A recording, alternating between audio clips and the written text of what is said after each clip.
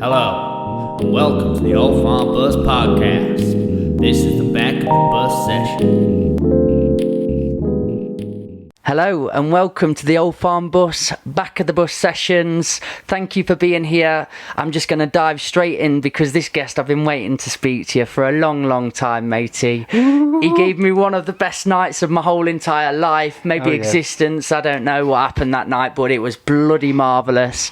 We have got the Sting from Stingray and the J. Welcome. Yeah. Whoa, we've actually got a member on here. We've got some crowd reaction. You've some ruined fans. that for me. I usually put that in post. You don't need to today. Beauty. How the hell have you been, matey? I'm fantastic. Yeah. Mate. Absolutely fantastic. Today's been a good day and positive. I mean, yeah, you had an interview today. Yeah. Do you want to jump in? Like, how did it go? Without being too critical, I think I smashed it. I think I did a pretty good job. I was well prepared. I stayed calm, collected, got all the points across that I wanted to, and yeah, fingers crossed they hire me. This one's if they for don't, Doc they know Martin, what I'm is missing it? out. So yeah, Doc Martin's in Derby. Yeah. How long have you been in retail for? Retail for 10 years, literally since I started working. So when I was 16, 17. What made you jump into retail? It's just easy. Yeah. It's just so easy to get into it. Like when your mum and dad are like, get a job, and I'm looking around and thinking bar work, delivery, retail. Yeah, I like clothes. Yeah, I'm a little bit interested. I didn't know what I started, but I enjoy it now. It's You've been in there 10 years 10 now. years, mate. Amazing. And you got a partner for 10 years as well. So did you meet her in retail? Because I've just added the maths up here. No, not at all. There were times when I cross paths, paths crossed. But yeah, when did I? 10 years ago. Has it all been the same place as where you at? I'm at Urban Outfitters now. Urban Outfitters. But before then, I'd worked at Top Shop. I worked at do Diesel. a little zoom pan down on you. Those trousers, man. I can just see the knee in them, and they're looking absolutely funkadelic. Oh, I wouldn't expect anything other though. Well, no, I did think that. I was getting ready with him, and I nearly wore the same outfit as Silas over here. Just sent him back in. I thought, no, I'm going to go back here, Mr. Ben, change the outfit, and I thought I'd dress myself up for you. So when you were preparing for this interview, did they ask you the questions you thought you were getting, or did they catch you off guard a bit? I was pretty well prepared. Yeah. I've had quite a lot of interviews with retail, so I kind of know what to expect, and because I've been doing it for 10 years, I don't have to worry about what could that answer be, what could that scenario be, because I've probably experienced it. So yeah, just like running over that, and I think the main thing was just keeping my cool. I was getting too worked up. We were watching TV the night before with Freya, and I was literally like, I'm watching the TV, but in my head I'm like, interview. All these words are going through my head like Matrix code. I'm like, what am I doing? But yeah, I just kind of got myself a glass of watered the plants, sat in the garden, half an hour's time, log into Zoom, and we're doing this. Are you one of them people then that has an inner dialogue all the time? Yeah, do you have like a inner voice? A loud inner voice? Yeah. So when you're playing, because I've practiced and learnt the drums with you, but when I'm in the practice room with you, you just seem, when you're showing me, you're like, right, give me them bloody drums kit, like, give me them sticks, sit down, and you go, and then sometimes I'm like, I get it, but then you're gone, and you've gone for like 2 or 3 minutes, and it's amazing to watch. I mean, obviously I've seen you on stage, you just get gone. carried away. Is that how, like, are you in your head on that, or do you just go into another place? I think it's consistently all the time. I think with drums, because it's something I love, and it's energetic whilst you're doing it, it's definitely a bigger thing. But I'd say that's pretty much there with me all the time. For those that haven't been to see it or seen it yet, on the Old Farm Bus, I'm not trying to plug us yet, this is for the Stingray and the J, but they did not a back of the bus session, they did a busking session, and fucking hell, man. It was a good night, wasn't it? Nobody expected that at the end. There was a lot of people on there that hadn't seen you before. And they had to get in touch with you the next day to message and say, who the fuck were they? What happened? Because we didn't tell them, probably. It was big, man. Yeah, we just went straight in with the funk, but it was power. It was a sick night, yeah. We had a plan for it. Obviously, we had a set. We spoke to each other beforehand. I had a sneak idea what had happened, because I'd seen you like a few times prior, but we couldn't have prepared for what did, and it was magic. It was like a wonderful accident. Wonderful accident. What's the actual quote? That quote we're taking, is that the quote? A wonderful Something accident. Like Thomas Wormott, 2020. So when did you get into the drums though? Because you've got to that, for me, level of expertise where you've mastered it. You've gained mastery of something. It's nice to hear that of you, and you think that. I think, again, being self-critical, and then as a musician, you're constantly listening to music.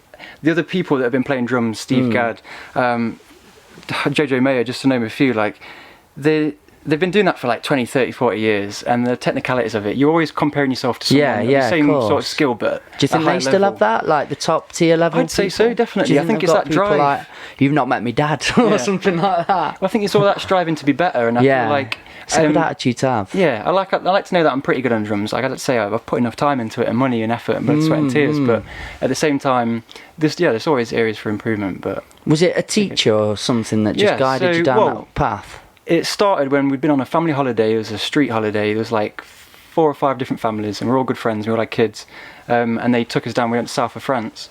It was a long drive. It was like 4.5 hours. There was family arguments, got the wrong way in the sat nav, like everything you'd imagine, farts in the car, that sort of thing. Oh, mate. And we got to the place, and there was like a little live band playing. And I think my dad the next day, just passive in conversation, and me being quite young, was just like, I ever thought about playing the drums, like completely randomly. Yeah. And I was kind of like, drums.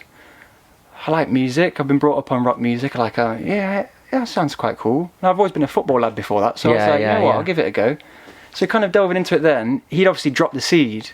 Maybe he didn't know he'd dropped the seed, but in my head was like, drums. I'm looking in little... That inner dialogue came back in. Drum kit, like, where can I make that? I've looked online, eBay, I can get really cheap ones local. Ooh.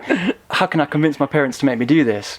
So it was kind of, I didn't get my drum kit for the first like year and a half of me playing drums. Wow. My parents were like, you know, like a skateboard or a guitar that gets left in the shed. Yeah. They didn't want it to be that for me. They were putting you on a test. Exactly. Like, if you can do the lessons and he's any good, we'll give him a kit. So I had some lessons with, I think his name was Paul Hopewell. He disappeared off the radar for me, so if you're listening, Paul, I'd love to come back round, brother. I'd love to chat with you. We used to have jams and stuff at Blueprint Studios back in the day. It was sick. But we kind of started doing lessons once every 2 weeks, and they're like 20 quid as well, which is quite expensive. Yeah, bearing in mind football's a couple of quid for subs. Yeah, you know what I mean? 3 quid now and then. So forget it. No, bring it next week. Yeah, sure you will. Next week, I've heard all of that now. That was me every other week, man. Standard. But yeah, like it kind of just I just told my dad, and he was like, he's got it. My dad sat in for a lesson and was like, yeah, it's good.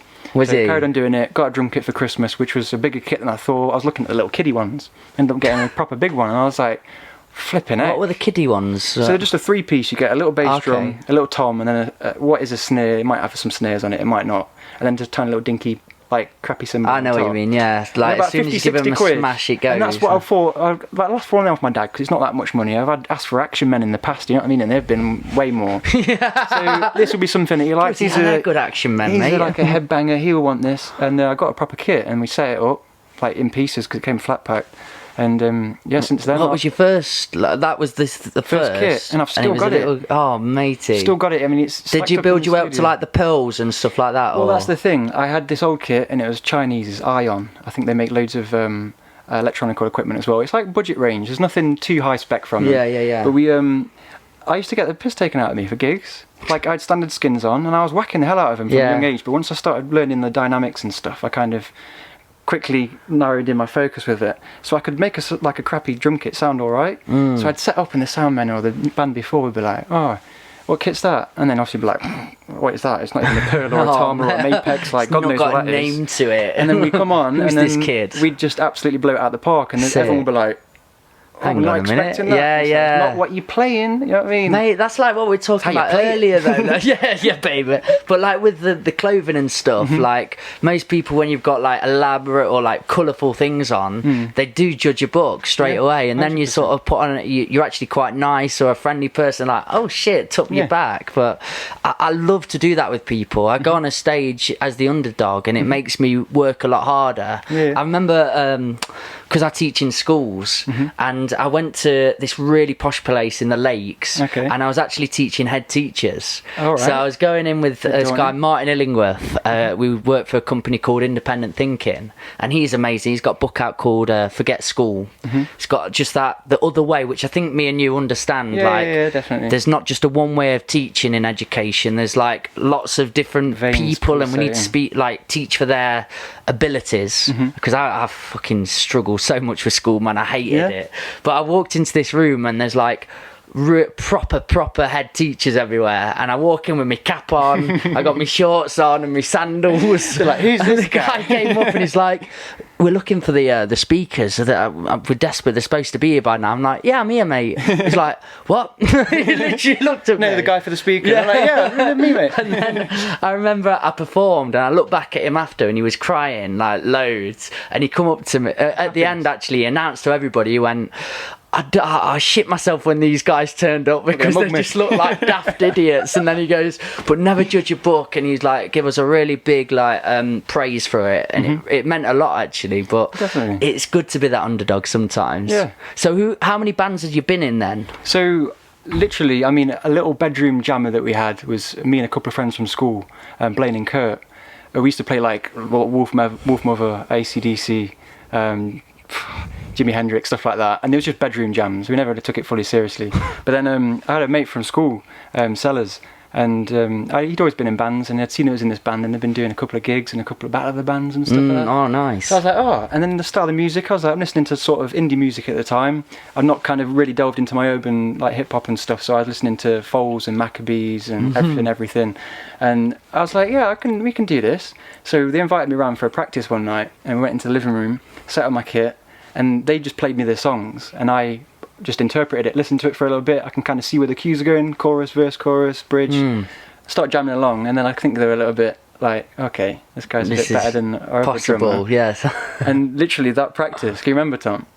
They rang the old drummer, and I feel so sorry to this day for him. And not that we like made millions or anything. What, on the practice? they rang him up, and literally were like, we dropped. Oh, did you put him on loudspeaker? He was on loudspeaker to them lot. And I was just kind of there like, oh, bless pretty man. awkward. I mean, we were young. Like, it must have been heartbreaking for him. Like, I can't understand it. At a young age, though, when you really build things up, though, as well. It's like, this is going to mean so much. Right, get him on loudspeaker. We're all in this together. That was what it was like, band meeting, band discussion. But look. Back in the day, I used to do that, like, when we were telling somebody he's going to be sub on the weekend. He's like, he's not going to like this. Or do you let them find out on the day? Fortunately, I was always quick, so even though I wasn't that great, I was always on the pitch for my energetic and like frantic sort of running around, crossing balls into the box. But probably good that you picked up drums then. Yeah, definitely. You get to be as frantic as you want to be on that. Exactly, and that's what I'm missing now, not being able to play them because of COVID. That tutor you had. Was he like a good guide as well as a person? So it was just kind of like similar to how I learned to drive with a good driving instructor in my eyes. He just kind of like, show me what you've got. Yeah. And you have a little bash, and you kind of see off the bat. I've already been listening to music, so I've already got a sense of rhythm. You know what I mean? I'm into sports, so coordination's all right. Right-footed, right-handed, which is always a plus if you're a drummer, because if you start mixing it up, it complicates the whole setup. Yeah. And it's a bit of a chore. But it kind of off the bat, he's like, yeah.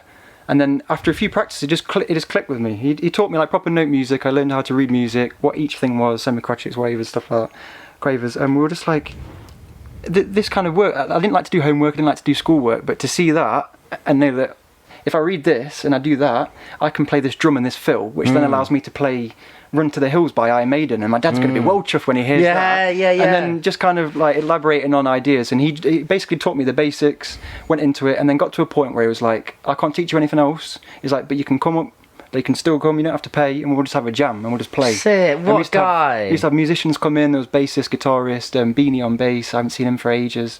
Literally like, and we just like jam. And for me, that was it. Like, he disappeared shortly after that. But at a point when I kind of felt comfortable with drums, like I could take it somewhere and do something with it. And as much as I do miss him and feel like maybe I would have had a couple more, or at least like to say bye-bye. I kind of thought, no, he was like, he's ready.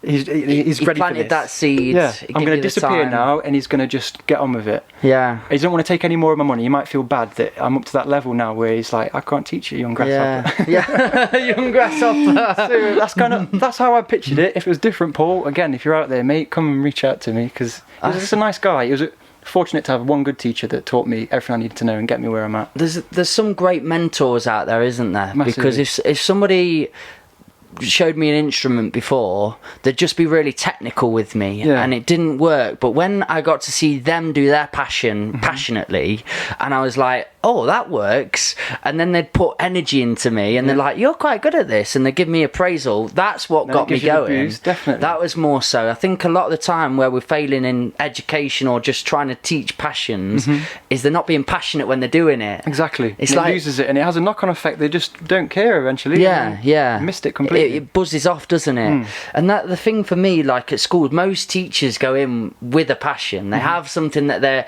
excited about and they want to teach, and they go in with the best of hearts. But then suddenly it just goes into this like we're box not funded, filling and hard ticking. days, naughty kids, and it just goes down. You're literally looking at the curriculums and thinking, why am I teaching this? This isn't happening.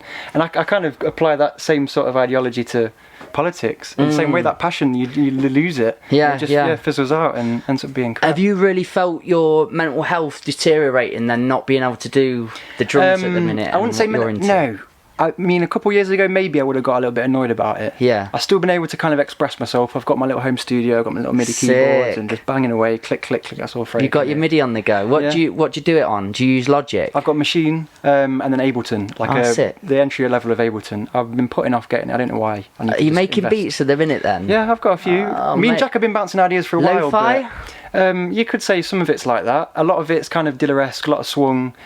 Stuff that I play on the acoustic kit, and if I could play inside the house, I could record these and use my own kits. Yeah. MIDI's good, sampling, cutting stuff. It's good to just have a little tap on the old fingers now. I remember you had an app, didn't you? What's the app? I've still got it. You're playing it all the time, but I was Don't let me. My lads will know about this. I play it all the time. Drum Pad's 24, mate. If you can download it on your phone. Is that where you procrastinate? You're not even procrastinating though. Being creative on this. Yeah. You haven't got time while you're out and about, so you haven't got your keyboard or your pads or your DAW, so you've literally just got a little app that logs in straight away. You pick what you want, go on a feed, and then there's 16 pads, and then you can get 32, and you can the full scenes. You can play bass, snare, hi-hat, so bass, you say guitar, melody. Your dad got you into the music side of things, and that was predominantly rock based. Yes. When did you find your style and what you were into and about? This is a good story. This is why I wanted to talk to you, Mike. Yeah, so baby. So many good things to say. Yeah, get me some of that, man.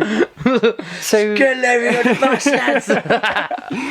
the So yeah, I mean, being brought up on heavy metal, and not to be confused, like Black Sabbath, Led Zeppelin, AC/DC, some more American stuff, but mainly like British music, a lot of Britpop as well. He loved his punk and his glam, Sex Pistols. Everyone. He never tolerates anything older than probably like 70s, 80s, to be fair. David Bowie fan? Probably Not some quite. of his older stuff. Yeah. You know what I mean? Turn his nose up at like Golden Years or something.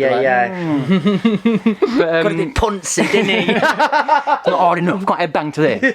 So, but no, he brought me into that, and I feel like I felt like I didn't like urban music at the time. I'd be flicking through the channels before school, and I'd be watching Kerrang and Scuzz and MTV Rocks and stuff, and then I get to like Channel U, and I'd kind of just go back to the start and then kind of flicking through. And I feel like when I started playing video games, Need for Speed Underground especially, shout out. Great shout. 1 and 2. the soundtracks for them was just all hip hop, R&B. Yes. And it was like Snoop Dogg, Mystical, Lil Jon, and he just like that sort of music for me was like, don't listen to this. This is crap music. Oh, this ain't any good. Like this is just people flipping. You don't even know what they're saying. And I didn't know what they were saying because I was young and naive. But as I grow older, I kind of realised, hang on a minute. I've been like hidden away from this vast expanse of music. Yeah. That's actually really sick. And just because he didn't like it, he didn't want me to like it. So now I started like, well, fuck you then. Strange I'm gonna have a look rebel. at it. Yeah, rebel. That's what you want, isn't it? Natural. So I started delving into it, and I've never stopped. Like I'm going further back in time, if anything. I'm not listening to current music. There's just so much that's already out there. I need to feel like I need to listen to it all before I can start listening. What was it? To This was Need for Speed. Need for Speed. Need for Speed Underground. I think I had the same with what's the one where you just run around? 24. I used to say that, and I was a kid. I didn't know what the hell's going on, but I'm driving my flipping 106 to Salt Grand Theft Auto. That's the one I did. Yeah. Do you know when you get in the car and then he had the radio stations 100%. on? He had some like R&B and stuff. It was a nice variety, but again, Baby, I just don't get it. Do you enjoy being hurt? I remember that came on. I was like, Mum, what's this? And she's like, why are you killing people on this game? No, I need that music in my life. Understanding it's not that deep with the killing. Yeah, I'm just on about the radio station. Yeah, the radio stations. Hey, stop running over people. I remember my dad when we went on family holidays with the cars and the farting and all stuff down all the way to Essex as well, which ain't great. But are you having a little? I'm having a little ciggy if that's yeah, all right. Baby, of course you can. We've been putting off for ages, but we already started. This is like Joe Rogan's podcast now. This is what we wanted. Roll the doink. Yeah. Get the doink. We go down, and my dad he'd let us all have a CD each, and my 2 CDs were The Streets and Which one? Eminem. A Grand Don't Come for Free. Mate. Yeah. I knew it gets this. Today I have achieved absolutely nothing, mate. Just getting what out an album. What was the other one? I've lost out. I'm going to go and see him soon in Amsterdam. Oh, not soon. Amsterdam, New Year. Top year there. I take pride in my hobby. And make bongs. That's such a what a great spin on like weed smoking. That is. That was my first time where I was like, what a great argument point that is, because. This, fine. Hi, my name's Terry. I'm a law abider. It's so true. There's nothing I like fine, and they get fired up on beer. And when the weekend's here, I exercise my right to get paralytic and fight. That was genuinely how it was as well. See, that was my sister's era, and I used to see it with those, but I was a couple of years younger, so I didn't get the first wave of that, Mike Skinner. Mate. And then going back over it, that's why then I got a little bit pissed at my dad, because I was like, you've hidden me from this music. If I found it earlier, probably would have been a different person. Not to say that I've gone down this path for a reason, but like, you just, you know what I mean? Like, in a way, I was glad that I've been hidden by it, because then it was new for me. You might not have. But I wish I heard it the first time. Dived as far down into it though. Do you know? Because you rebelled. Yeah. That might be why you went so far that way. Why can't I listen to it? Let's go into it. Really 100%. Dive into it. Like my mum and dad were always against swearing for a bit, and I was like, well. So then I got into Eminem, and he's like, he always swears, but I'd really go into it then. And I'm so happy I picked up Eminem as well. He was a great mentor in the day. I used to listen to that through the walls. Like, my sister would be playing it. And again, it's so fast, it's adult sort of content, explicit. I don't know what's actually going on. It sounds crazy. The instrumentation all the reference points are somewhere. I'm getting an idea, but like, hang on a minute, just picking it together. Yeah. Oh man, there's some great in the Real Slim Shady. There's so many like little reference points in there that I listen to it again, and I'm like, oh, that's what he was meaning at that time. That's and genius. I feel like I don't know if there's going to be a limit on that, because I still go back to those old songs and play them. And then you still hear things, and you're like, so that's what that line means. You literally dig it back up, and you're like, hang on a minute, what have I been singing this whole time? I didn't even know the words. But you were talking earlier about reading as well, and I never ever used to read because I was dyslexic at school, so I always made sure I stuck away from reading and writing. Ashtray, that little pack. I've got the can. Can, baby. But yeah, reading and writing wasn't the one. But when I got Mike Skinner's autobiography, inspiration, that really opened up doors for me again. He was quite a fascinating guy, but it pioneered, didn't he, the garage scene? Because no one was doing that, were they? In America, they had conscious rap, but in the UK they had garage. But he says like, right, okay, I'm gonna not say shit on this track like everyone was doing in the UK. They were just spitting rubbish bars. But America didn't understand garage, so he put the two together, and he just grabbed them and went, right, we're getting the conscious lyricism, grabbing that side, we're gonna get the cool garage beats, put them together, and then he's like, lights so blind in my eyes, and it's just talking about shit that was actually happening in them times. More so to a generation of people, but nonetheless, like, no if one you was put doing a track on like that now, though, your nostalgia kicks in. 100%. No matter if you've heard it earlier in the day or you heard it the other day. Oh, dry your eyes, mate. You're never gonna be like, oh, who's putting this on? Mate, that's one of the best songs ever, because everyone's had a breakup at some point, or felt that pain of some regard, like somebody not wanting you, and because that feels to me somewhat worse than losing somebody to a death, because they've not chosen to block you out. Like I was with this girl for 2 years, went travelling, did a year together in South Africa, and then one time we got home, we were like, we're going to live away again together, we're going to go abroad. I was working in Thornton's, shitty day ever, shittiest day, walk home in the rain, get back, go upstairs, I look on my bed and everything's empty in the room, and she's just left a fucking letter on the bed saying, I'm sorry, I've gone, you're never going to see me again. Oh, you're breaking my heart. I remember that, man, and it was like crush, gone, absolutely gone. This is where my journey started, though, the lyrics and the poetry and the writing. But for me, I put on Dry Your Eyes, mate, and nobody has ever not straight then and there. It's like, right, Dad, get the radio out.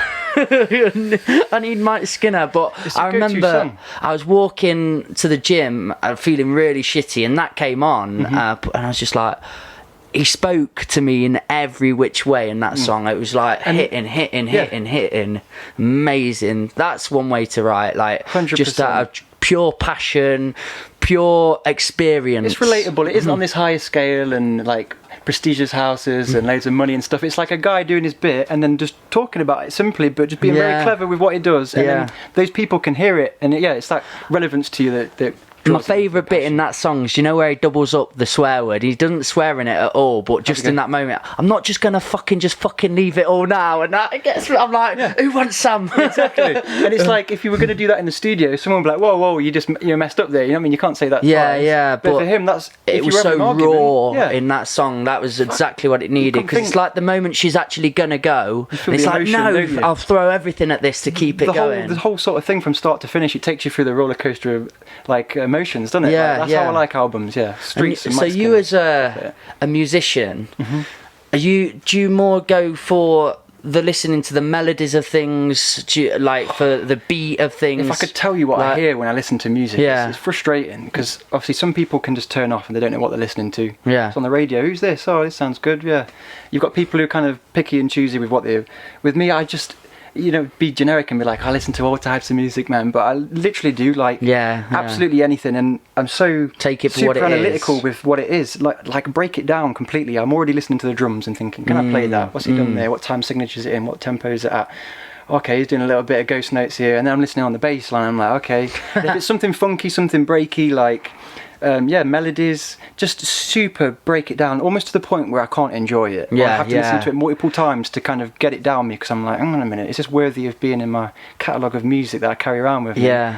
Is it good enough? And it's a little bit of a ball ache. I know a lot of people that went to university and they studied music, and then they said it ruined it for them because everything they had to psychoanalyze and analyze more. And I think it does that with a lot of things. You can take the fun out of it, and I feel like with music and creativity in general, like, just do it. When you get the free of the moment, just do it. Let it flow naturally. Don't sit there and try and force yourself to do it, because you try and you can't. I feel for me that's what I pride myself on the most, in terms of, I've been told I'm naive as a negative before, but I really like my naivety because it doesn't ruin stuff for me. Do you know? Because I didn't go to like do creative writing courses. I didn't go to a school or a college or a uni to learn. I just wrote from being hurt. And I know for a fact that I look back at my old stuff now 5-6 years ago, and it's so simplistic. It's like, it can happen, you don't have to feel this lost sensation, you can become real. And I obviously don't perform it like that. No. But I just wrote for then, and I would not, if I'd have gone to school and actually listened or tried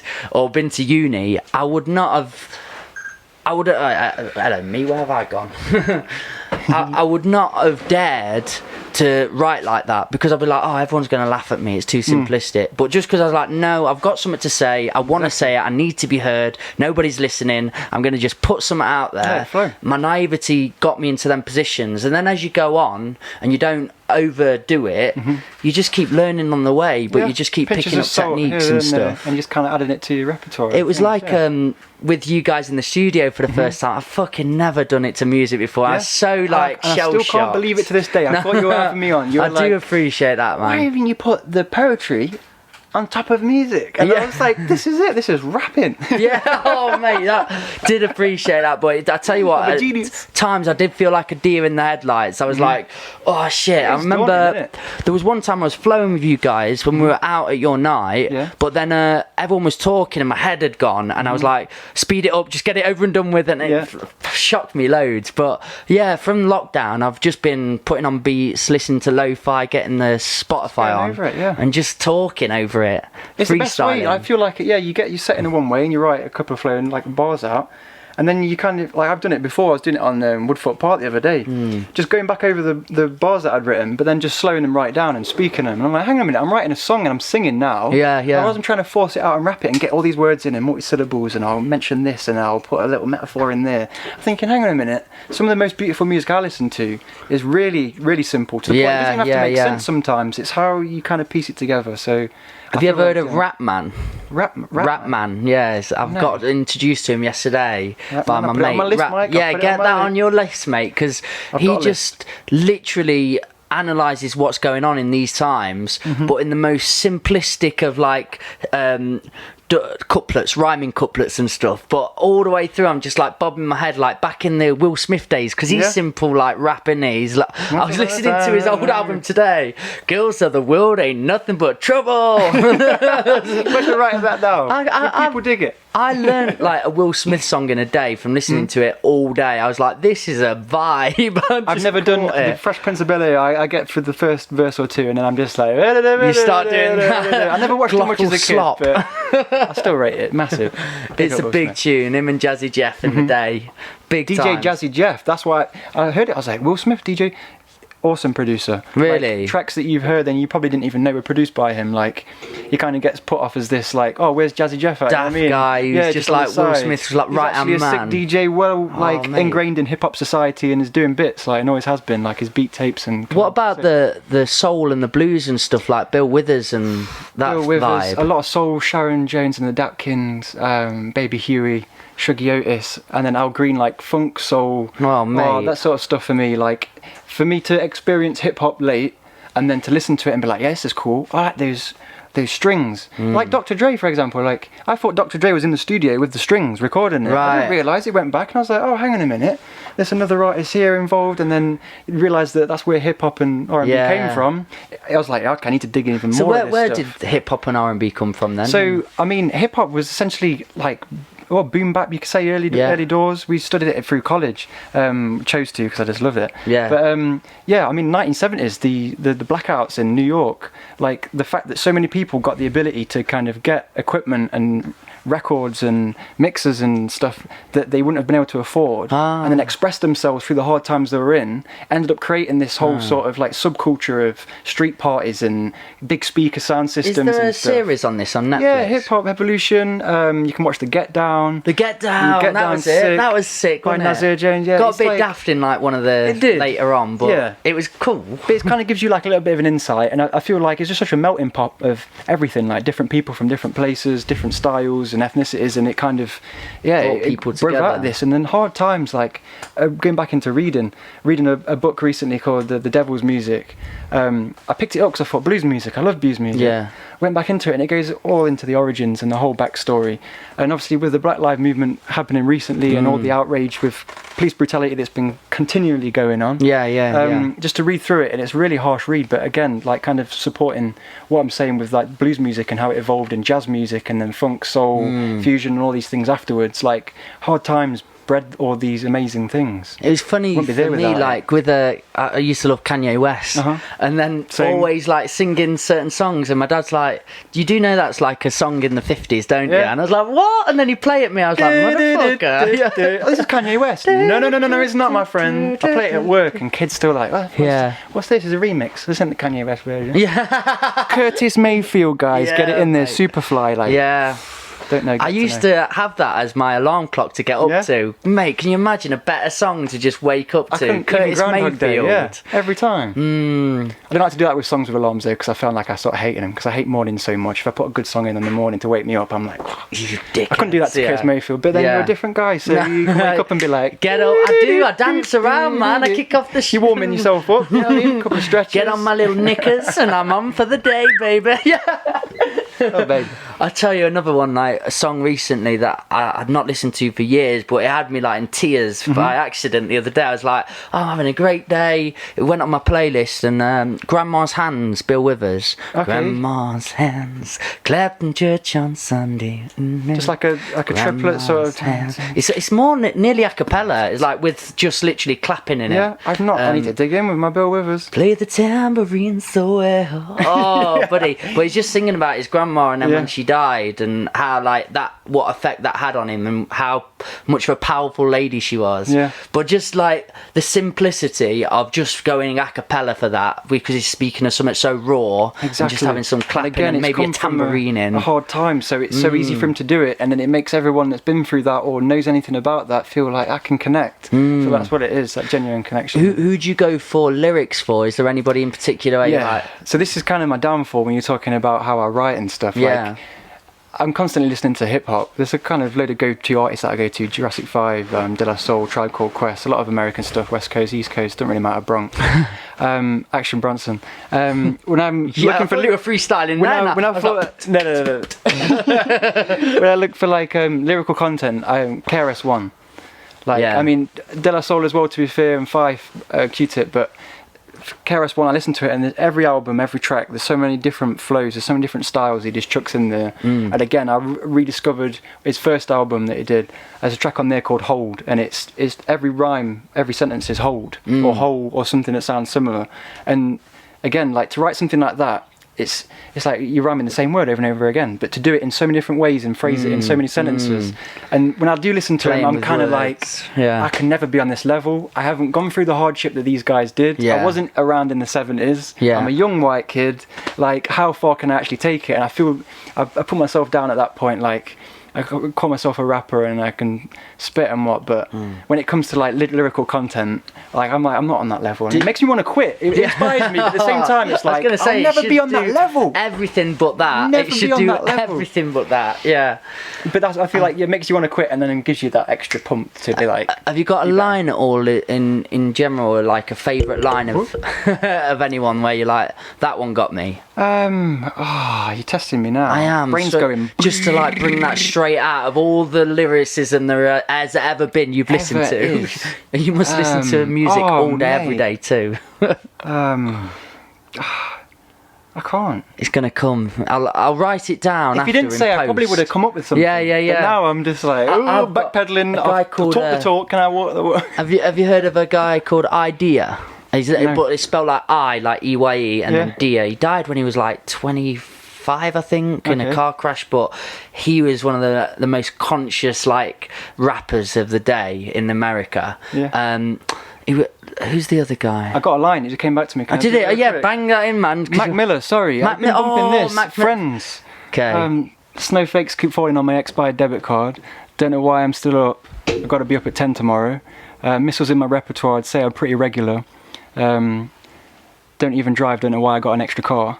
I feel like when he was talking about that, like I had an extra car at the time, and I'm talking about it. It's like Pool House studio is covered up with pencil marks, and how my studio was just like a scribbling of like ideas and stuff. Like I'd never connected with him earlier, so when he died, I dove back into the music. I was kind of like, okay, so I'd say that line, that song in general, Friends, hit me big time and definitely inspired me more. But that was Mac Miller. Just one. Yeah, I've been listening to him loads recently. Have you heard his NPR session? I have.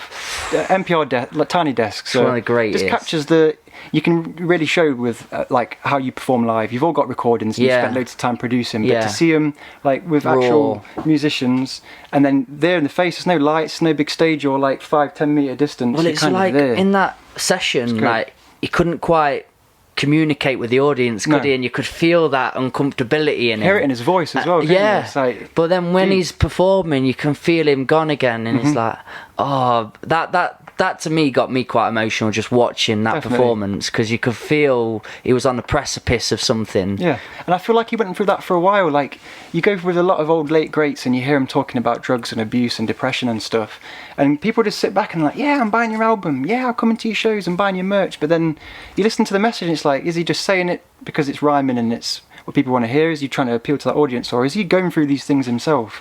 So when you kind of hear those deep messages, especially like the NPR, like, you can look at him and you're like, what's another Mac Miller one? It's like, isn't it funny you can buy a lot of money to get a lot of things just to feel so ugly? And he's done it and experienced it. That's what scares me a little bit about when you get to that level of power and fame. Like, what do you actually feel like when all of a sudden money's not doesn't appeal priority to me after listening to all my favourite people, Russell every single Brand, one of them. If they're not dead, the people at the top always report back to you, and they always say, listen, it's a lie, just keep doing what you love. But they're kept on the side and they're not given the full exposure they need, so you only find it if you dig for it. It's not fed to you, which it should be. We should be well aware of things like that. Like the music industry itself and how corrupt it is just... My line from that guy called Idea, and Logic was the other guy I was thinking of, and his line was, you've got to lose your mind before you find it, and when you finally find out, you never lost it. Oh shit. No, you've got to lose your mind before you find it, and when you finally find it, you find out you never lost it at all. There's a natural flow that's attached to your soul. It just gradually pulls. It don't ask you to go. Woo! Ooh, I knew I'd get there. Don't ever hash up somebody else's lyrics. It doesn't feel good. Yeah, I'm not going to do it anymore. I've been thinking about it. Honestly, like I remember there's a song called Let Go by him, and it's about a 10-minute song, but the first half is all like this, him going down into the depths of like psychosis, schizophrenia, bad trips, bad times, and it's like, oh, it keeps going here, and then suddenly there's just this little switch up, and then it goes back to like, just let yourself go. Yeah. Oh man, when I listened to that song, I was in the worst place mentally. Like my psychosis had come out, lots of bad traits, and my brain had just flipped its head on me. Yeah. I remember listening to that on my own one night, and I swear to God, it reprogrammed everything going on in my life. Crazy how things can do that, isn't it? I was just like, I've got hope. I've got a chance to get out of this. And the fact that music can do that to me, or somebody can speak to me in that way, that's why it put me on my path. I was like, I want to talk to somebody else like that. Yeah, and it never probably intended to be like that. Like, I think a lot of people writing this stuff, especially when they get later on in their careers, they're just writing stuff because they have to, because the label wants them to produce stuff. Yeah. They don't realise that, obviously they've got a fan base and stuff, but some of these songs, like, whether they fabricated them on the spot or whether they wrote them down in wordplay, whatever, they could be someone's life, exactly. And then the timing of it, that they get exposed to it, and it, like you said, it changes people for the good. Well, obviously sometimes for the worse. I felt that. I met Mike Skinner 3 times now. Yeah. And it was bloody, it was lovely. Yeah, he's basically my best pal. A month's been down. But yeah, but I remember like, because he didn't realise what he'd done for me in a moment. I'm talking to him in this profound, excitable, you don't understand what you've done for me, and he must get that either all the time, or because he didn't realise what he was creating. He was just writing for self, and because it's so like clearly of experience, or so true, it speaks to everyone on volumes. But when you do that for people, you forget the sort of duty that you've given. You kind of put yourself in a contract with your fans. Yeah, you know what I mean? You've got a duty now to keep up this thing, and like we're attached now. Like you made a connection. It's like the Stan video, I suppose, with Eminem. Oh mate, and things like that. But for a positive side, the fact that you've met him, it might get. It was I don't think they get fed up with it, you know. I'll see him in Amsterdam, and we'll be on a vibe together. I swear to God. I'm jealous, mate. I wish I'd live out there if I could. Yeah, really. Have you been? I've been a couple of times. 3 times. Are you a traveller? I wouldn't say so, no. I used to go Balearic Islands a lot as a kid. Ibiza, Mallorca. I used to make a bit of thing of that. How old were you in Ibiza? Oh, from being a little like crawler in me flipping. No and were your mum and dad going out on the set? No. What I mean, when I was younger. Might make sense. Yeah. We used to go a lot. I wonder why you're so mad. We used to go like beaches and stuff, and loads of other places. It was good fun. Because it is quite a beautiful place, isn't it? I went with the last time I went there. Bearing in mind the time before that was probably with family. Was lads' holiday, and we were a little bit older. I'd already missed the first boats with like Zante and stuff, and I didn't experience that full balls out craziness. Yeah, I wasn't that bothered. I've missed it, to be fair. I heard the stories, and I'm glad I wasn't there. Yeah. But when it came to Ibiza, I was kind of like, lads, we'll have a good time, and we'll go on the strip, and we're gonna, you know what I mean, get on it. But I want to experience it for what it is. Yeah. There's a lad with us that hadn't been on holiday, hadn't been abroad before. I was like, bro, you need to see the sea, the sand, like the breeze, the mountains, like small island. We'll get a car, we'll explore. Could you imagine just taking him on the piss? Like, you get there, he's never been away to another country, and he's just getting wankered every night. He absolutely loved it. It's so pointless. Well, we're supposed to do that and then not experience the island and go back out of it. I think that a lot of people do that with holidays, and I feel like it's disgrace to the place, because like they get a bad name for the strip or the area, but that's just one tiny little element. Place. You've got that whole, you know what I mean, there's a beautiful cathedral around the corner, or there's a little park or a nice piece of art, you know what I mean, you don't know. Yeah. Street art for it, that's where I got that from. What you got in there? What's we got? Yeah, ACO Road. Oh, that's a nice tattoo. Trezny Kazki. Something similar to what I see on you, like colours, little shapes. Oh, I like colours, man, yeah, just a bit of everything. That come from a trip. Sick. Yeah, I got that. Good trip. Yeah, good day out. Might do some bad things with bears, but I love Disney. I love the messages and that. That's me and my best mates on my arm. Mate, that's classic. Did you draw them yourself as well? Do you know what? This has got a great story. I did as well. Yeah, left-handed, blindfolded, left-handed. Me and do you know Lewis from Concrete Rose? Yeah. So he was my best mate for a long time. I would say 2 years. Okay. And again, we were procrastinators, mate. Yeah. So we used to just play FIFA all the time, every day, and we'd sit in our pants and we'd be there going, I want to make something of my life. Yeah. And then he's like, yeah, we're going to be something when we're older. And then we're like, another game then. Another game then. Roll another one. Get some more snacks. And I remember one day, because we'd literally played from like 9 in the morning till about 9 at night. We were like, oh, what are we doing with our lives? And we went outside and started like shoveling stuff just to feel a bit better, like I'm doing something. we've done something for the day. It used to be funny when I used to relate to that with video games. I never played FIFA because although I love football, when I stopped playing it, I didn't like the football games. Okay. But going on to shooting games and Call of Duty, we used to do it all the time. We were like holidays or something. We were playing and we'd be like, you've been online for like 3-4 hours and like flipping it. Right, lads, one second, we're going to get some fresh air. And I remember me and Shirazadeen, my mate, used to do it. Open the window, stick your head out, take a big deep breath. Close it, straight back in gaming. That was good enough. And in my head, that justified it. It was a sunny day. Dad's like, why aren't you outside? I'm like, oh. I've had some outside, thank you very much. Exactly like I don't need any more outside. Look about it and laugh, but yeah. I've got my fresh air in for the day. Literally. And then, so me and Lewis, like one day, again, we're like, we're not going to go down and just start playing FIFA today. We're going to go down and make a song. Yeah. We'll record it, and then that's our day. We've achieved something, and then we can play FIFA. Of course. So we went down and just... Lewis is good on guitar as well. He's really like just reggae beat, and I just did some spoken word poorly over the top of it, and then he sang beautifully. Yeah, and honestly, we put it on, played FIFA for about 2 hours, look back and it just hit like 20,000 views in a few hours, I swear to God, and it just kept going. Heard this. I haven't heard this. I'll play you later, it's jokes. It's one of his songs he uses for Concrete Rose now. Okay, yeah. So we left it, and I swear to God, like I looked on Facebook recently, it got to like 50,000 or something. It just still generate, people are still watching it. Just now and then, like it looks like it's been filmed on a potato though, because it was back in the day like piece of bacon. Shit iPhone quality. 3.2 megapixels. Yeah, we were repping it. But from that, we got like a few gig offers, and we were like, oh, okay, that's sick. I'm so excited. So the one gig we had, the woman was like, could you do a promo video for us? Okay. So we were like, yeah, we'll do a little video to send, so to get people attracted to it. So I got my ukulele out, and I know like 5 chords. That's what you need. And just exactly. Ukulele is enough for like you got your C and your G, you're done. And I started just doing like ding, ding, ding. It's all reggae, mate, is mate. Ding, ding, and he started going, he's a silly sausage, I'm a tuna pitter, we're gonna do a show for you. I wanna be a silly sausage. And honestly, that went really well. Yeah. So I drew it up and I was like, we're gonna make famous, let's get tattoos done. So one day I went and drew it out, as you can see with my left hand, blindfolded, and I drew me as a tuna pitter and he's a silly sausage. And then we got wankered one night, he performed a gig, and the next day he promised me he was coming with me to get tattooed, and he just didn't turn up, and I went and got it done. You still not got it? And he not got it done, no. So if he's watching there, this, mate, you're a bad friend. I'll pay, you're getting it terrible person.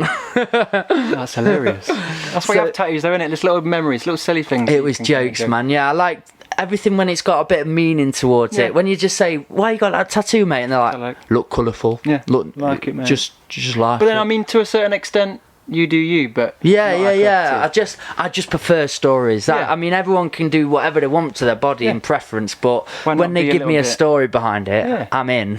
Sweet. Well, I'll give you a story about this one then. Yeah, baby. This is a little moth on the side. This was a very weird and wonderful night that we had back in the day with my friends. Sellers, were you there? You were probably in bed upstairs, weren't you, Moth Gang? We were drinking, we were pretty high, we were pretty weird.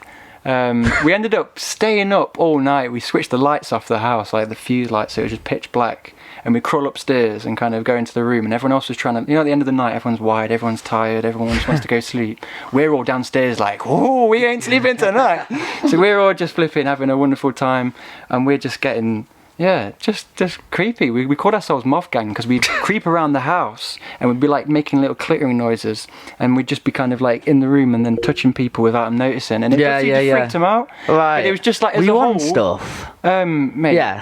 I just got to make sure. There was subtitles involved. But as a whole, like, I look back on it and it was just a funny night. We mentioned it in passive. Obviously, if you weren't there, then you don't know. And if I'm telling the story, it sounds incredibly weird. But to be there, obviously, they must have hated it. I know he hated it. They're like, stop doing this, go to sleep. Yeah. But we're all just there like, you can't get into the mind frame unless you've done that sort of thing. You know what I mean? Like, it was just fucking hilarious for us. And we were literally like hardly clothed as well, like pants. You know what I mean? Just walking around. Lads. Props, carrying things in guitars, strumming guitars. This is the proper moth gang. I mean, I took it a bit seriously and got a moth and a little MG, but I mean, none of the lads did. But I felt, to me, like it was a funny, weird, feel it the wonderful way you did. night, and I wanted to capture a little bit on the side with a bit of flash by a friend of mine. Who I'm gonna get some more tattoos with. That's beautiful stuff. I love back in the day, like having sleepovers and just weird shit cracking off. House parties, people lingering around. Man. Can you remember the first time you ever got drunk? Like, yes, ever? Mate. Can I you? can remember it clearly. I was wankered. I'll tell you from the start to finish. You shouldn't be able to remember it so well. No, I do, because it was probably about 4.5 strongbows, and I met mate. So I was like 16. Some of my mates, they've been out drinking a few times. I'm like, I want to get involved in this, but I'm a bit scared. I'm not old enough. Can't get any beer. How old would you have been, sorry? We were like 15, 16. Yeah, 15, okay, yeah. So I've already dabbled. I've already had a few little puffs on a cigarette here and there, and I've had a little sip here and there. I mean, it wasn't like super early with it, but then this was like, okay, I'm going to get drunk for the first time. My parents knew. I told them, I was honest with them. Like, okay, well, my dad will give you some beer out the fridge. Yeah. Didn't have any beer, so I went to Co-op, got some Strongbow. I thought, that's what are you drinking, lads? Strongbow. Let's drink Strongbow. Bear in mind, I've not drank it since, because I hate the stuff. It reminds me of this night exactly. But yeah, you're drinking it now. The smell alone, mate, it takes me straight back. That's how I can recall it so quickly. We got drunk. We drank a lot in my friend Matt Balmer's house. I say drank a lot. I drank my 4-pack. You know what I mean? You got your 4-pack and maybe half of what Alan gave me or something. Yeah. Wow. We were up all night. We had music on loud. He had a pool table in his attic. Lads. We were smashing that around. The night ended up being, let's go out for a little walk. Yeah. I can't even walk. I'm paralytic. I'm being carried by these two other small 15, 16-year-old lads that have only been drunk 2 or 3 times. I'm there like, oh, he's fucked it now. He's ruined him. You know what I mean? I'm like, oh, I'm getting all emotional. I'm going for everything. Fast, quick time. Like, I've not even been through much as a kid, you know what I mean? But I'm crying. The girl at school that I fancy. All the stereotypical things that could happen in a night, you had in 20 seconds. Exactly, and it happened so fast. I remember getting back, and then we're chilling out, and that night I lost my eyebrow, and Alan Morrison lost both of his eyebrows because he was lying down. We shaved it. We had toothpaste because we didn't have no shaving foam. Yeah. Shaved one, it grunted, rolled over, and we did the other. Mate. But at the same time, I fell asleep downstairs after I passed out and woke up, looked in the mirror, and I was like, shit, my mum's gonna kill me. Going back home in the morning, like, obviously first ever hangover as well. Off cider, which is absolute mindfuck. How rude. Sorry about that. It's alright, dude. And then, just like going back into the car, I sat there, and obviously I've got this eyebrow off, but I'm sat like this, mum's there. She's like looking, I can feel that energy looking at me, and I'm kind of like, she knows, she can see already, you know what I mean? It's a distinct feature. I look over and she's like, oh, Tom, what happened? I'm like, shaved it off, mum, I was half asleep. It was half off, and then I let them shave the rest of it off. And she was like, I can't believe it. And obviously she gave me that trust, that responsibility. I'll buy you some alcohol, I'll take you to your mates to get drunk, mate. and I come back and I disappointed Was her. she gutted? She was gutted, but she saw the funny side later on. Did she? Because my sister got to draw it on with eyeliner and stuff. But she like, I think that was a point for her. I hope you got a good nickname out of it or something. I didn't, unfortunately. Oh shit, there was no point then. No, literally, it was just a crazy drunken night. Like I remember it so vividly, despite the fact I was so wasted. But mate, don't drink Strongbow, kids. Trust me, I remember. Snakebite, maybe. Yeah, I remember mine I went to my mate's house. We were 13. Like, we were still in secondary school, and it was on a school night as well. But my mate's his dad's wild. He was proper just animal. He'd let you do what he wanted. Yeah. And there was 6 of us went round to his house, and he bought us like crates in, thinking it was like a session for like 30-year-old blokes. Of course. And we're like all 13-year-old kids. 8 stone, 9 stone. It's just like, lads, I got you some vodka, I got you some whiskey, and you got some loads of crates and that. Anyway, literally by midnight, we're all bollock naked, running around the house, chanting, and my mate had like made a I don't know, a thong out of like a belt and some material he'd found. Like a homemade nappy sort of thing. And we were going down the stairs, like just chanting down the stairs, like, we are the lads. And doing just mad, people do that to this day, animalistic stuff. But honestly, it was the funniest thing because we ended up finding a bottle of absinthe, which is what, 80% of something daft. Horrible stuff. We drank that out of the fridge because we had no idea of what our levels were. Of course not. So anyway, we were smashing that down, and my mate I remember projectile vomited everywhere. And the best thing was though, his brother, who's like 10 years older, maybe like is in 20, might have been 27 at the time or something, my age now. And he just literally came in the door at midnight or 1, saw us all naked. His brother was being sick. There was somebody passed out, writing on his face. And he didn't bat an eyelid. He just went, "You all right, lads?" And then went to bed. Because he'd been there before. He must have been there before with his mates 10 years prior. I was just like, why has that not shocked him at all? But yeah, he was just so used to that. He was just like, "You all right, lads?" And went off. I was like, brilliant. That's just what you want. You don't want any hassle when you're in that state, do you? When the house is a mess and everyone's hanging. And I tried not to drink much after that, but I think I was rugby player for a long time, so I was with the rugby lads. And there was one time we went to a house in, do you know Belper? Yeah. I went to this place in Belper, and the team I played for, Derby Rugby Club, was like really posh parents, really posh people, like very well off people. So I went to my mate's Ed's house, went back at night, and we'd all had like a crate each or something, again not knowing our levels. And he literally lived in this mansion. I'm talking, his mum and dad were like big lawyers. I don't know what they did, but it was on the top of the hill. And I remember getting in there, and I don't know what happened next, but all I know is I kicked down about 4 doors, and I ended up in the mum and dad's bedroom. And I woke up and there was just vomit all over me. I don't know if they know this. I hope they're not watching this now. So but that's who spelt sick all over the place. But the funniest thing is, he goes, "Oh my God, we're going to have to blame this on the cat." And I was like, "No cat, like a stomach full of projectile vomit like that." Oh, it's so bad. But my mate said something quite profound that day, because I was like, "Oh, my life's over, everything's rubbish." But he just went, "Worst things happen out at sea, mate." And that just stuck ever since. I was like, "You're bloody right, mate." You're right. And you can't argue with those, because as silly or as cliche they are at times, you just snaps you back into reality. It did, like, it did. I was like, my life's not over. We're going to be all right. You're going to probably do this in a few weeks' time again. Push things forward. Do you still go on the lash with your mates and sessions out, or not do you... particularly, no. So I feel I moved out recently with my girlfriend, sort of end of last year. And then, because I'm out of Hucknall now, I'm not around as much now. I was never really a big drinker to start with. We used to go out when I was 18 and whatnot, and do the usual fights, kebabs, and flipping, dancing around in Rock City with sticky feet. But, oh mate, gets repetitive after a while, quick time. And I was a music man as well, so I'm like, I can just listen to the same songs every single time. Like, same night, drinking Jaeger bombs and flipping warm beers that I've been carried around, smoking fags after fags. Got 20-40, you know what I mean, in a smoking area. Talking to someone I don't know, chatting shit while you're going in your twat off. It's not, none of it's good. So I mean, I still love it occasionally. I'm not gonna lie, I do love the stories and anecdotes are great, but it's not a way to live life, is it? It's good to look back at them and they're funny. If you've come off lightly and you've not been either imprisoned or incapacitated or you've been hospitalised, I feel like you can laugh it off. But I don't, man. I'm a smoking guy. I don't like drinking. I'll have a bottle or two here on a sunny day. I'll have a beer after a nice drive and up to sea. Yeah, man. But I just don't like getting wrecked. I honestly have like 5-day hangovers now. They just last for ages. Only 26 as well, and it flipping out. I want to wake up feeling 100%. I want to go and hit the gym and then like have a punch bag and go off, like have a day out with my missus, have a nice meal and go to bed. Not right off the whole half of the day. Wake up and then feel like ass. Eat something. Do something creative. Wasted the whole day, and that time's precious, isn't it? And when you're feeling good, you look back at it, you sobriety time, and you're like, well, that time you wasted could have been 100%, man. You got put that money into. You go through stages, don't you? And it's so good to go back and have all them chats and them conversations to 100%. All your mates. But realistically, there's nothing greater in feeling than creating something you're proud of and looking back at and being 100%. No matter how good or crap it is, or what people say, if you like, just being creative. You've got something that you've created and released for people to consume in some way, shape, or form. Or it doesn't even just part of you, or creativity, just passion. Just you've done something something you're proud of with your passion. Like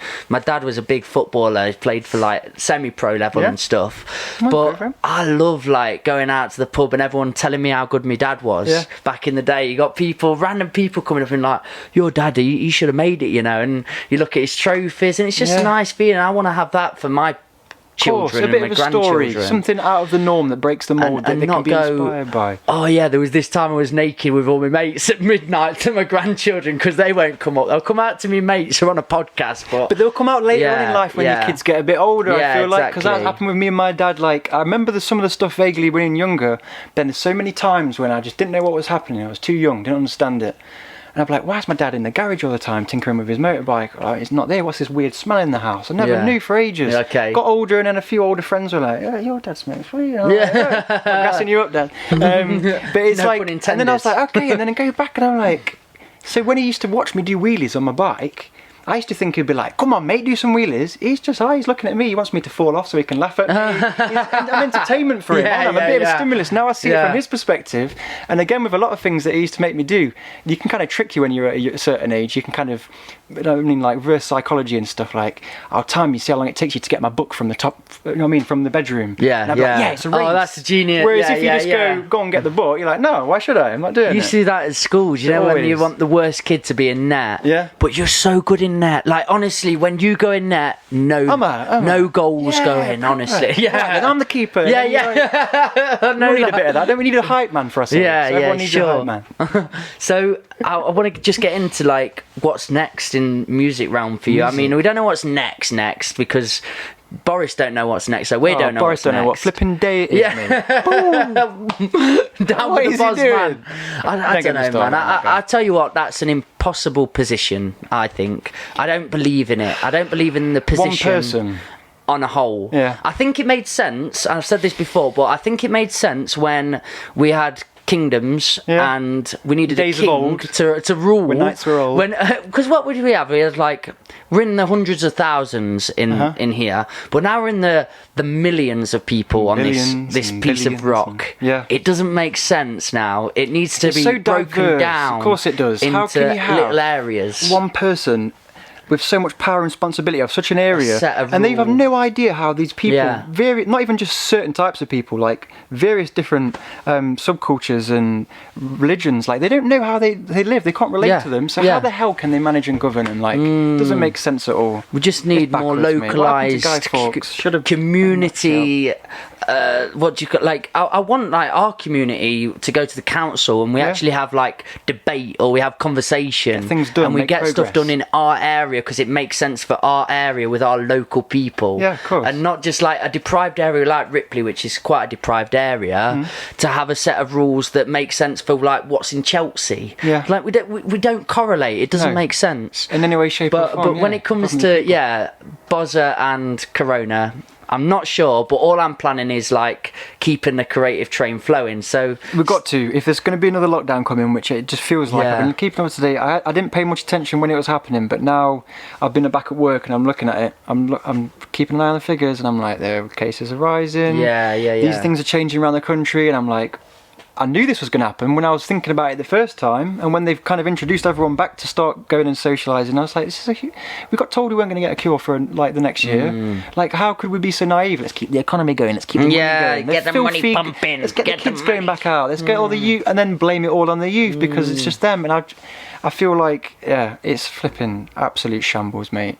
Well, and the thing is, I've got people and good friends and family that speak on so many sides of the tale, but they speak with blind certainty. They like think they know what's going off, and we're like, we don't. Nobody does. Even the professionals, even the scientists, or the lie. They're all arguing amongst each other. So when they speak with such blind certainty, it's a conspiracy or it's this, it's like, listen, let's just play our game and win for us. Again, and do like the best I say we can. to everyone, just take that with a little bit of pinch of salt. Like, you've just got to picture the scenario. Yeah, it could be a conspiracy. It could happen like this. It could all be a simulation. Yeah. But what are you going to do about it? Yeah, you're doing something. Exactly. So if you can delve into that, and I'm sure I know people, I'm sure you know people that they go down that rabbit hole, and it's not healthy or it's not positive or constructive in any way. But for them to kind of sit on the fence about it and just take over it, like, yeah, it could be, yeah, right. Well, I'm just being careful. Exactly. That's just me. Well, what healthy would I do skepticism, about that? I think that word is. Definitely. I like it. And I feel like if Curious people mind put enough effort into putting those arguments across, who are you to say that's not true just because you don't believe it or you don't think so? Like, again, like, we've got scientists that work and they're funded and give us statistics and facts, yet we still have the audacity to go to them. This ain't true. Yeah. Climate change, for example, prime example. Like, how can you deny it? It's been proven. Oh, so God, I feel like and it comes down to like 95% of the scientific population all have cohesively agreed upon, which is really hard in science to get everyone to do that. Yeah, man, but they've all gone, no, this is definite. No, they're 100% sure this time. I'd root for them, you know what I mean? I'm sure it's not. But they're all out to get you, mate. Just to branch that question, so what is for Stingray and the J? So what is Stingray for and the J. Sting? What's next, man? So, I mean, I've been putting off my own stuff for ages, which, I mean, I say own stuff, I'm going to be doing it with Jack and Liam, Toby recently as well. We've got another member of the band. Wow. Toby, Treetop Tobes, just a second guitarist, just to help Jack out a little bit, Fill it out for some more vocals and just added a bit more texture. Writing, we've got loads of ideas. I've got gigabytes of flipping memos and skits and me just whistling and humming into the phone. And I'm just going to start collating it all into, well, organised packs, if we say. I'm going to start creating like kits and seeing and being like, this is going to be a song, this is going to be a song, and then grouping them, because I've probably got enough for multiple albums. Like, I definitely want to release a lot. I just want to get to a point where I've got a sort of proven workflow that kind of works. Yeah. And then once I've started going, just keep it up and maintain it. And I have no doubt, no faith, and no doubt that being with those guys, like, they're amazing musicians. And they are we incredible create, like, people. we just bounce off each other. I've played with loads of people before. Yeah. Sometimes you see eye to eye, sometimes you don't. Sometimes it happens for like a minute or two.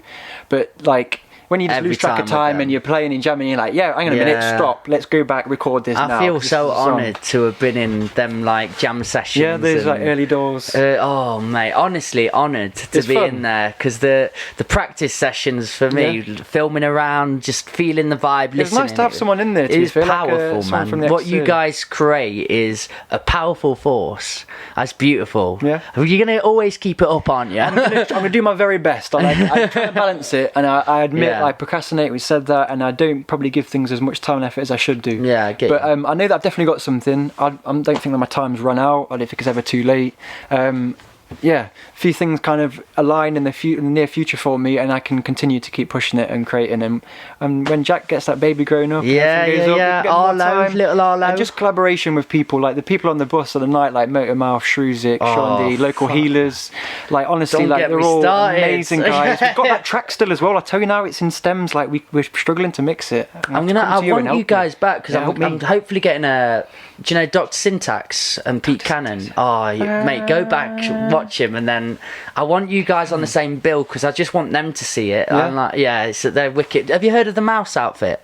I don't think I have. Mate, they're like underground rap, but really good underground rap. Should have. Yeah, I'll send you a link over. No, mate, I've got a little list on my notes, and I always add stuff because I go through it. Because you've got to listen to recommendations. Get that list down. I'm going to have to stop this, because I'm going into the night on this camera. It's fading into the night. We're going slowly into the darkness, into the dark night. You look perfect still. Why you got to be the fine one over there? In the light and in the dark. But you will come back and do another one of these, won't you? Yeah, 100%, man. I'll talk to you all day long, baby. I'll get a bus just for a drum set if you want, mate, and we'll just go all night. You're in the sticks now, baby. You can go as loud as you want all day long. Oh, I miss it, mate. I miss it. Yeah, beautiful. Mate, thank you so much for being here. Big love for that. Right, guys, again, if you can see me now, it's probably just me Nan listening now anyway. Hey up, Nan.